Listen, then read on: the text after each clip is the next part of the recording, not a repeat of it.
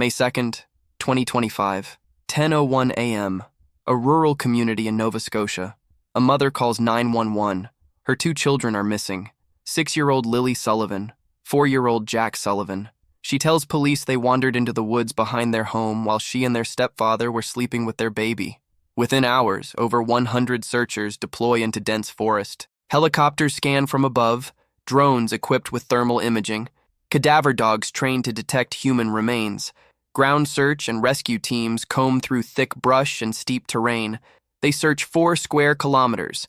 They find a pink blanket belonging to Lilly, child-sized boot prints matching the boots she was wearing, and then nothing.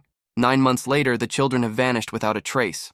Over 1,000 tips investigated, 75 formal interviews conducted, more than 8,000 video files reviewed, cadaver dogs covering a 40-kilometer radius, underwater recovery teams, advanced forensic technology, polygraph tests, massive volunteer efforts, nothing. And then, on January 26, 2026, police make an arrest. Not for the children's disappearance, but for crimes that may finally explain what life was like inside the home where Lilly and Jack lived before they vanished. Daniel Martell, the children's stepfather, arrested and charged with sexual assault, and forcible confinement against an adult woman. Crimes that allegedly occurred between September 1st, 2024 and March 30th, 2025, the months before and after the children disappeared. This is the story of Lilly and Jack Sullivan, 2 children who vanished from one of the most remote areas of Nova Scotia. A case that has baffled investigators and captivated international attention.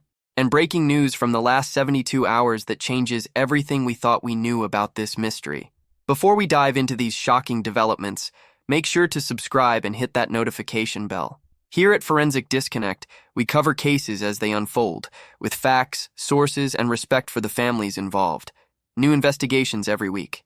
And if you've been following this case, drop a comment below with your thoughts on this arrest. Lansdowne Station. Population approximately 100 people. A hamlet in Pictou County, Nova Scotia. About 140 kilometers northeast of Halifax. It's not the kind of place that makes headlines. It's rural, isolated, surrounded by endless spruce forests, thick underbrush, and bogs. A cellular dead zone where everyone knows everyone, where doors are often left unlocked, where children play outside because it feels safe. This is where Lilly and Jack Sullivan lived. On Gairloch Road, in a rundown trailer set back from Highway 289, with their mother, Malahia Brooks Murray, their stepfather, Daniel Martell, their 1-year-old half-sister, and their step-grandmother, Janie Mackenzie, who lived in a separate building on the same property. Life inside that trailer was chaotic. There were holes in the floor of the front stoop, tarps protecting the underside from the elements. So much noise from the lively children that their step-grandmother eventually retreated to a camper in the driveway. Their stepfather, Daniel Martell, 34 years old with pale eyes and ropey arms, worked at a local hardwood mill. Their mother, Malahia, was a stay-at-home mom and a member of Sepeknekatik First Nation. Lilly was 6 years old, born in March 2019. Blonde hair, blue eyes. She loved what her stepfather described as girly things, but often followed her younger brother's lead.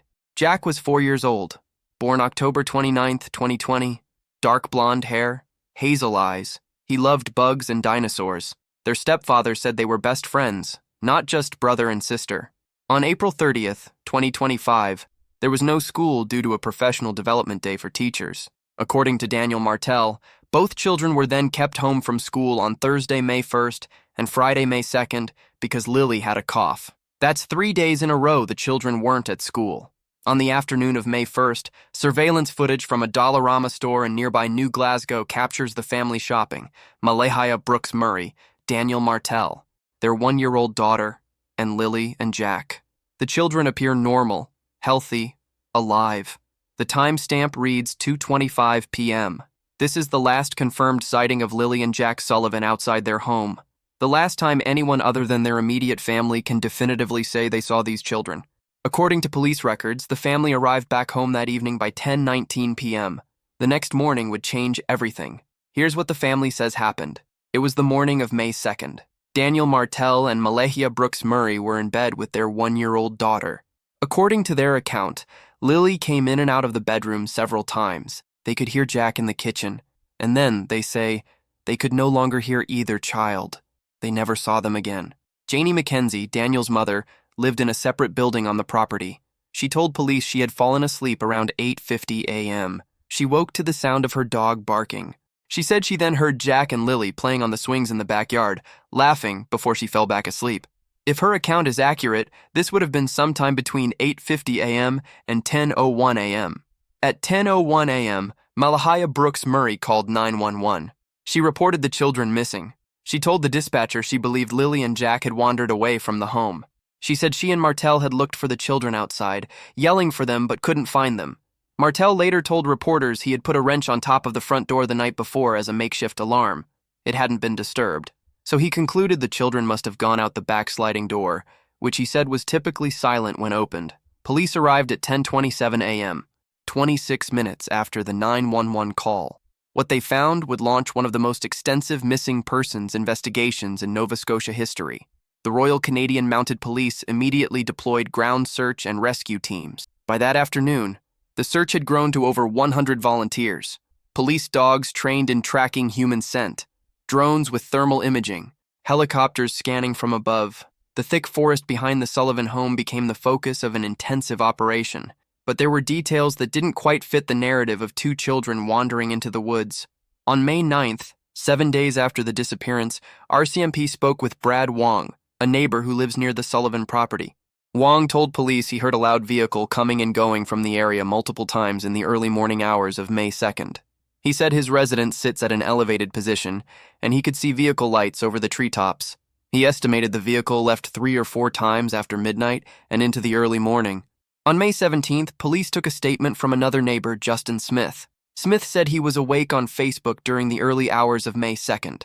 Around 1:30 a.m., he heard a car on Highway 289 turn around by the railroad tracks near the intersection of Gairloch Road and Lansdowne Station Road. That intersection is near the Sullivan home. Smith told police it made noise, then went quiet. The vehicle was quiet for about 2 minutes, then drove toward Lairg Road. 2 separate neighbors reporting vehicle sounds in the middle of the night, hours before the children were reported missing. But when police reviewed surveillance footage from home security cameras in the area, they found no evidence of any vehicle activity at those times. RCMP spokesperson Alison Gerard later confirmed that witnesses reported hearing a vehicle, but did not visually confirm one, and investigators found no video evidence to support these accounts. Daniel Martell has adamantly denied that anyone from the family left the property that night. He told reporters the only vehicle that left the yard on May 2nd was when he took Brooks Murray's SUV to search for the children after discovering them missing. So what were these neighbors hearing in the middle of the night? It's a question that remains unanswered. By May 4th, the search had grown to 160 people on site. The terrain was challenging: dense forest, thick underbrush, steep ravines, areas where small children could easily become disoriented. Daniel Martell told reporters he wanted authorities to monitor the New Brunswick border and nearby airports in case the children had been abducted. He repeatedly insisted the children would have come back if they'd simply wandered away. They hated being wet and cold, he said. They would have returned immediately. On May 6th, Malahia Brooks Murray left the area to be with her family in another part of Nova Scotia. She blocked Martell on social media. According to court documents, their relationship was deteriorating rapidly under the pressure of the investigation. Then, on May 7th, 5 days after the children disappeared, police made a devastating announcement. RCMP Staff Sergeant Curtis McKinnon told the media the search was being scaled back. There had been no confirmed sightings of the children, and police now believed the likelihood that Lilly and Jack were still alive was, in his words, very low. Think about that. 5 days. In 5 days, despite 160 searchers, despite helicopters and drones and trained cadaver dogs, police had found virtually nothing. A pink blanket belonging to Lilly, boot prints matching her shoes. That was it.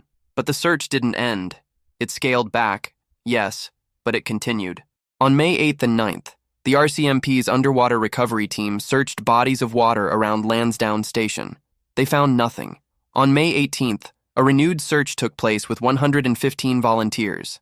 They covered ground that had already been searched and expanded into new areas. Nothing. In September, a specialized search was conducted using cadaver dogs, covering a 40-kilometer radius from the Sullivan home. These are dogs specifically trained to detect human decomposition, even when bodies are buried, submerged in water, or concealed in buildings. They found no trace of human remains. How do two children vanish this completely? How do they leave behind almost no evidence? And if they didn't wander into the woods, then what happened? While the public search efforts were happening, police were quietly gathering evidence about what life was like inside the Sullivan home before Lilly and Jack disappeared. On May 12th, 10 days after the children vanished, RCMP conducted polygraph tests with both Malahia Brooks Murray and Daniel Martell. According to court documents, Martell's polygraph indicated he was truthful. So did the test for Brooks Murray. But the couple would undergo additional polygraph tests, multiple times.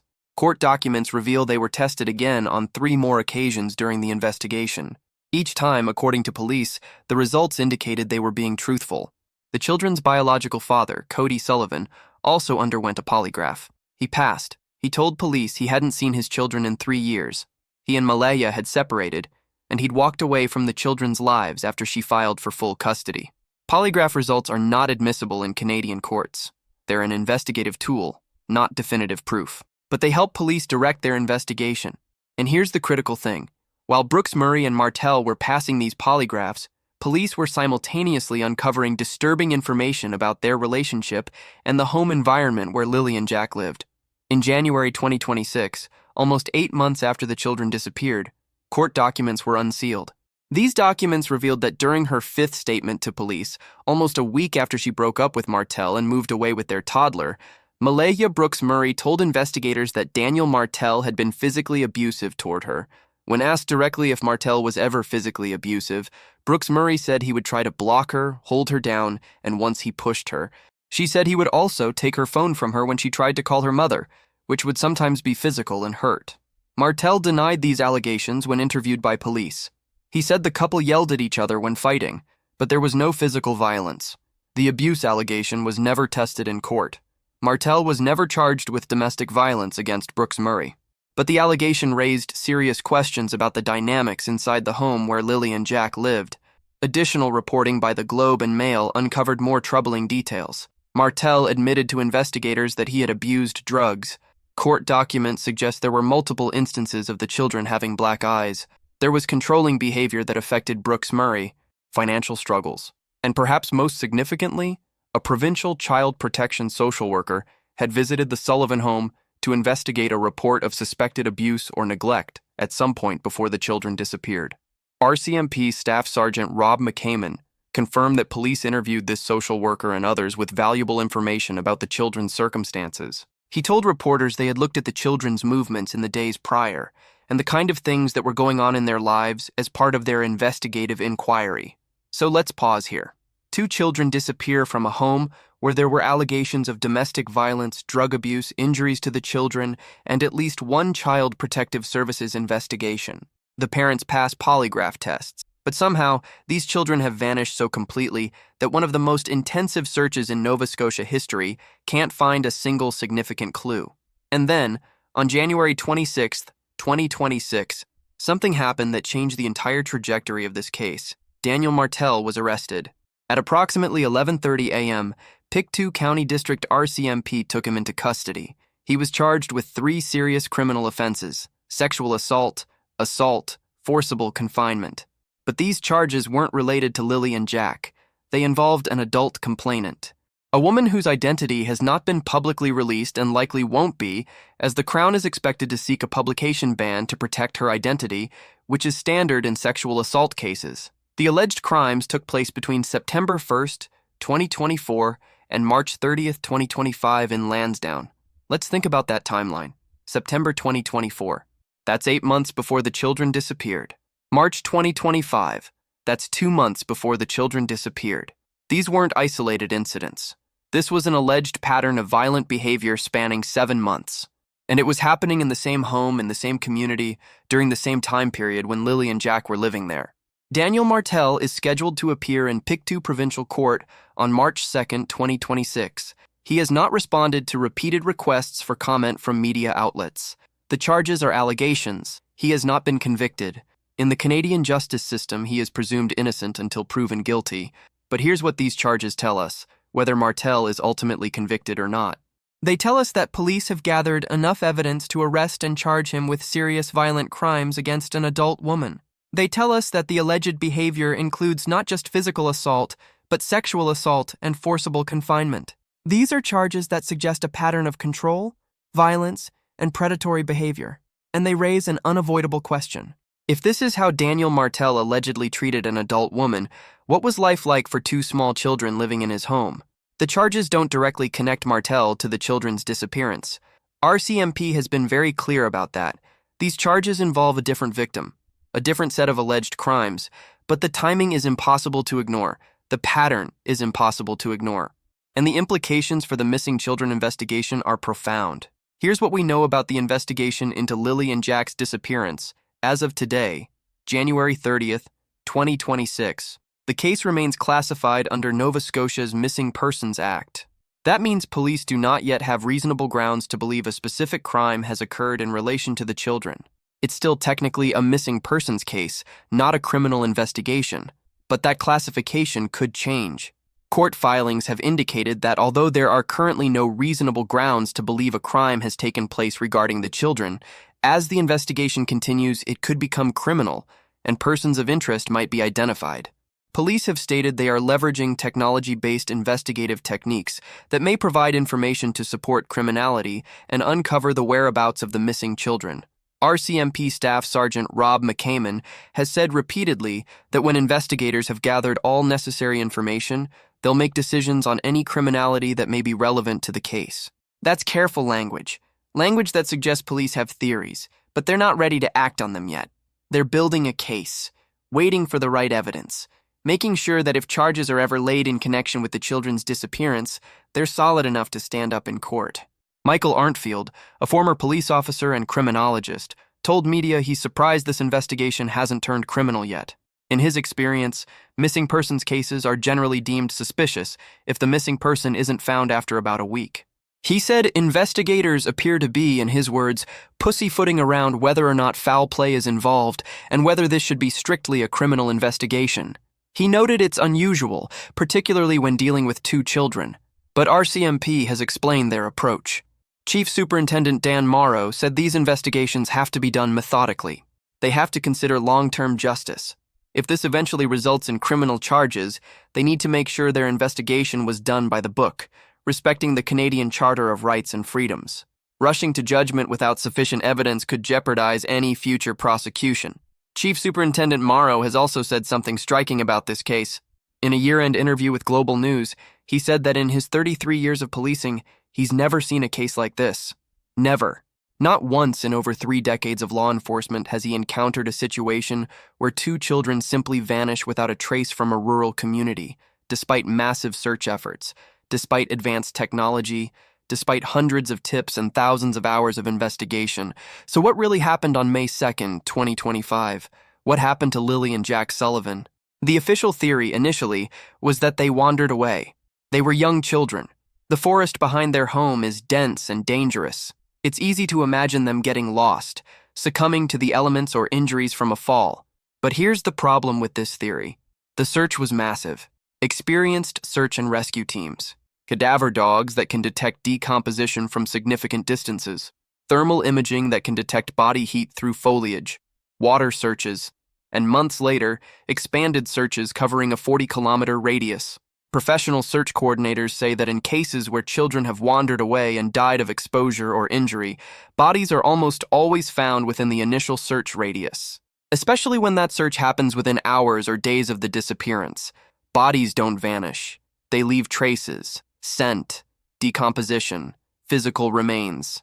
The fact that nothing has been found after 9 months suggests either an extraordinarily unlikely scenario where both children ended up in a location no one thought to search, or the wandering theory is wrong. Could they have been abducted by a stranger? The RCMP has stated repeatedly there is no evidence of abduction. No suspicious vehicles were reported in the area that morning, except for the unverified sounds neighbors claim to have heard in the middle of the night. The surveillance footage from the Dollarama the day before shows the family shopping normally. There's no indication anyone was following them or targeting them. Random child abduction by strangers is extremely rare. And abducting 2 children at once? Even rarer. But here's where we have to confront an uncomfortable reality. The only people who claim to have seen or heard Lilly and Jack on the morning of May 2nd are family members living on the property. The step-grandmother says she heard them playing. The mother and stepfather say they heard them in the kitchen and bedroom. But no independent witness can confirm the children were alive that morning. The last verified sighting of Lilly and Jack was the afternoon of May 1st at the Dollarama. That was approximately 20 hours before they were reported missing. What happened in those 20 hours?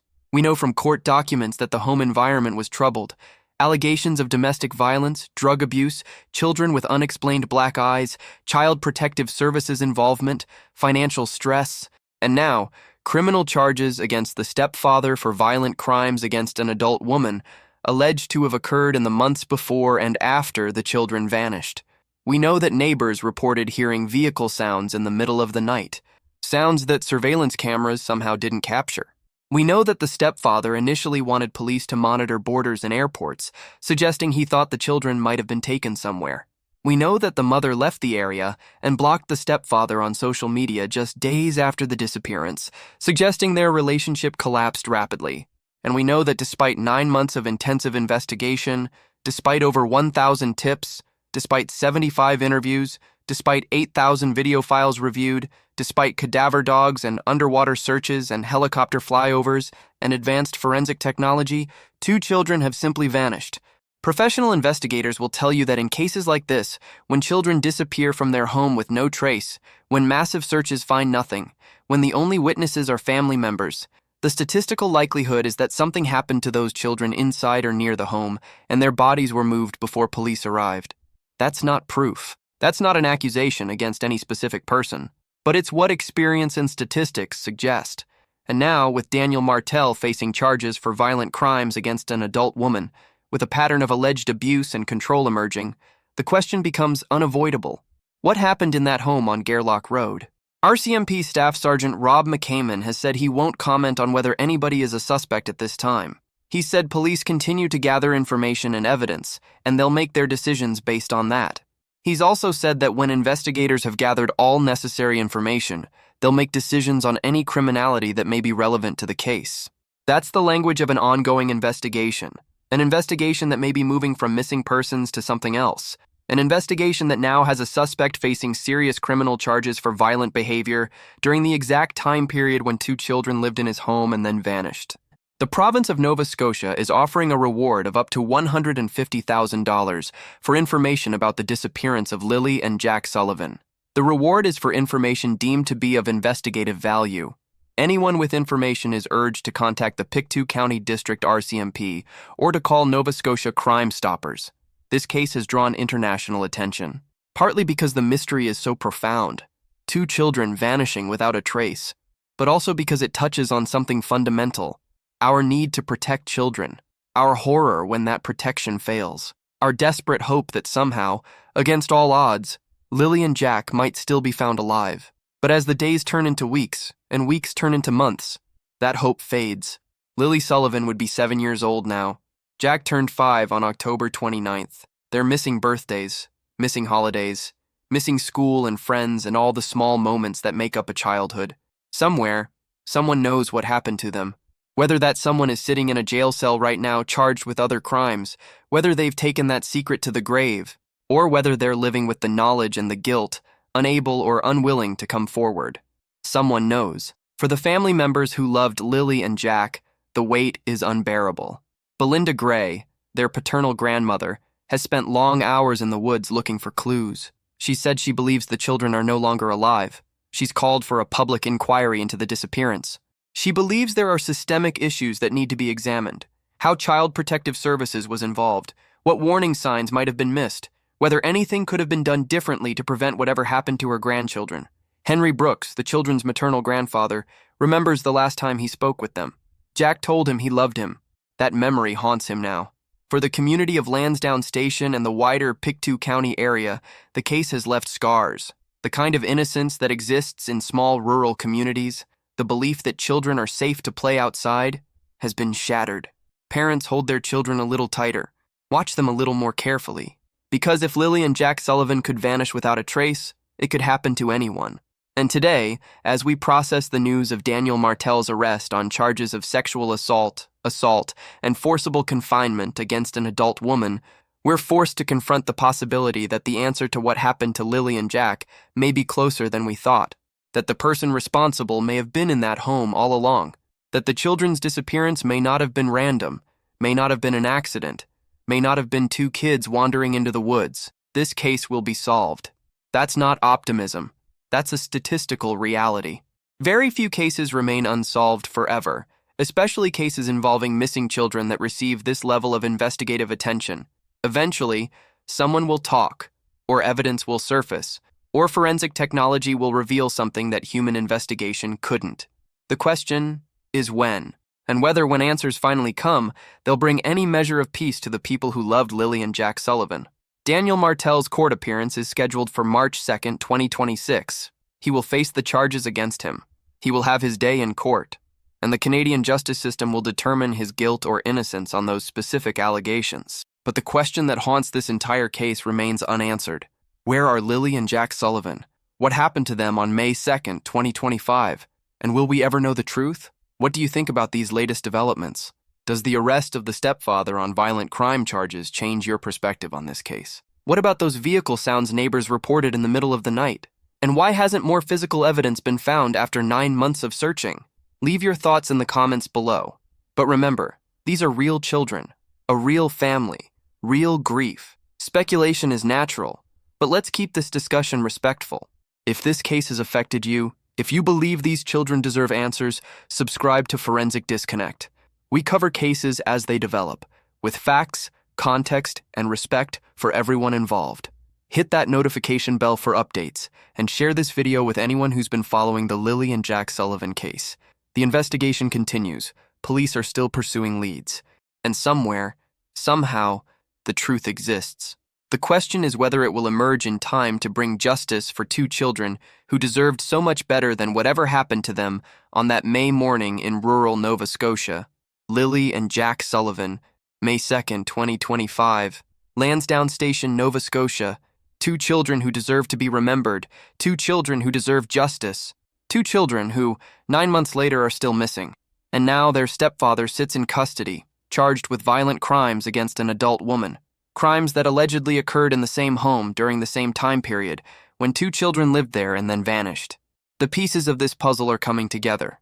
Whether they'll form a picture of justice or a picture of tragedy without answers remains to be seen. But one thing is certain, this case is far from over, and the arrest of Daniel Martell may be the beginning of answers, not the end of questions. Fim do roteiro, 8.900 palavras.